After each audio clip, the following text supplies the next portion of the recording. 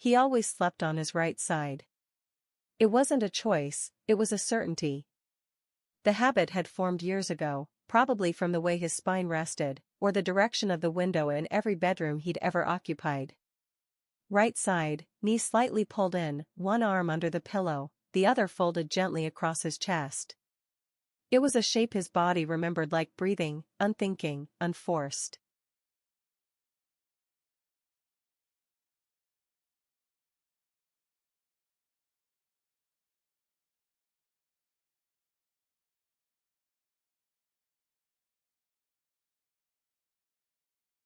So when he woke one morning facing the wall, flat on his back, arms spread neatly across the sheets, he felt something ancient and cold settle into his chest. Not fear. Not yet.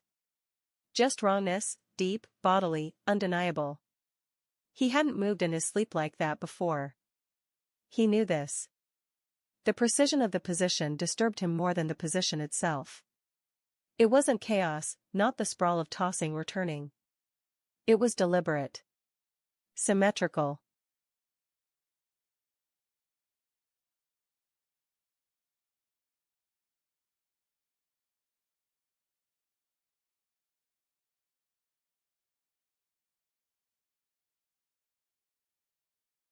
He sat up slowly, scanning the room. Nothing was out of place.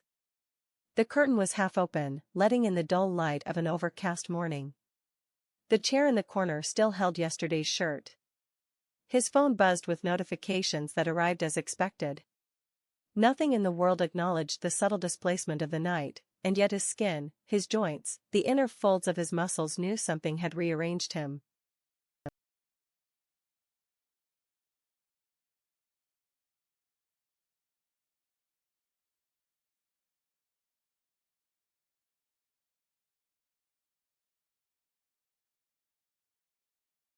That night, he was mindful.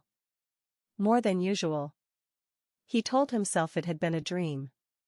A fluke.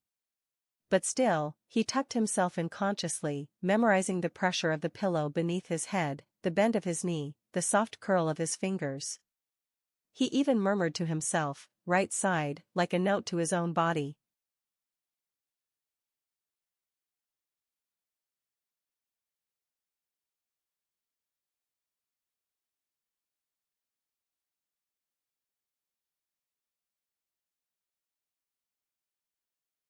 When he woke, he was facing the opposite direction, left side, tightly curled, as if protecting something. The pillow had been flipped. The sheet tucked beneath his leg. It was subtle. Again, not messy, not random, arranged.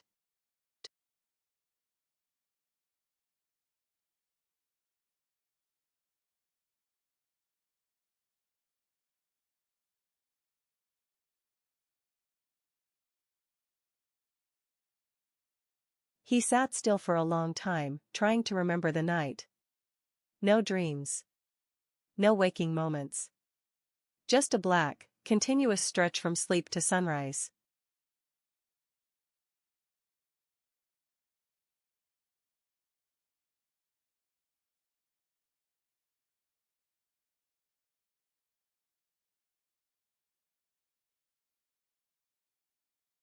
It happened again the next night. And the next.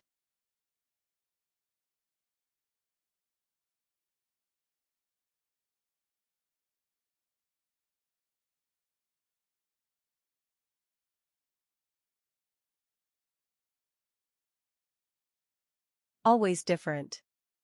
Once, he woke with his hands folded across his chest like a corpse. Another time, both arms placed straight at his sides, legs slightly apart, head tilted just so.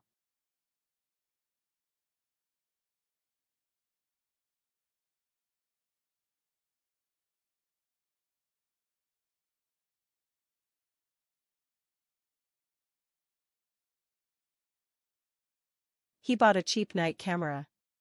Set it facing the bed. The next morning, he reviewed the footage.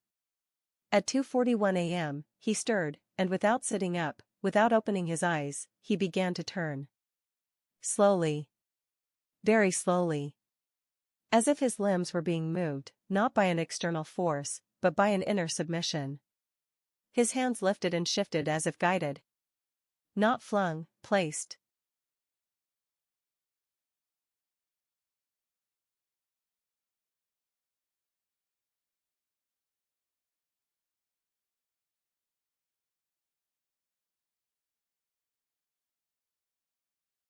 He watched himself roll onto his back. Then his head tilted. His mouth slackened.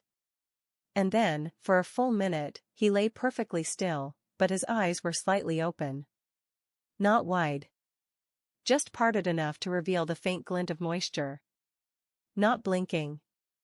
Just open.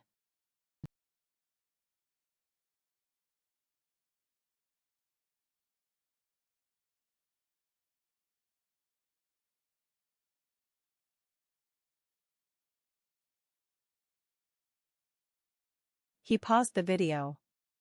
Stared. There was something wrong about the openness of those eyes. Not empty, watching. But not watching the room. Watching inward. As if the gaze was meant not for seeing, but for mirroring something unseen.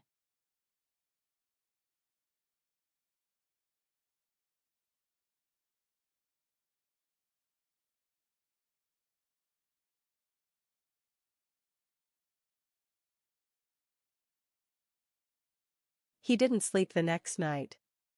Sat in the chair. Watched the bed. Nothing moved. The house remained quiet.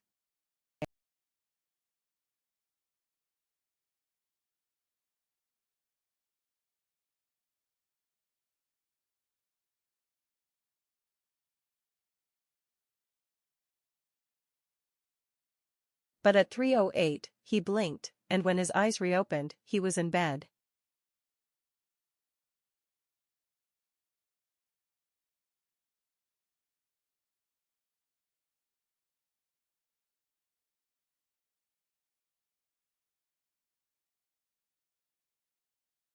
Not in the chair. In bed. On his back. Hands folded gently across his chest. No memory of moving. The camera had been turned off.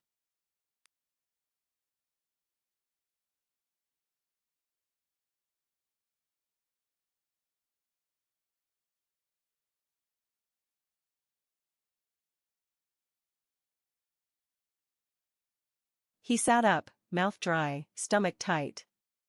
The world tilted slightly. A dizziness not from standing too fast, but from being somewhere he hadn't meant to go.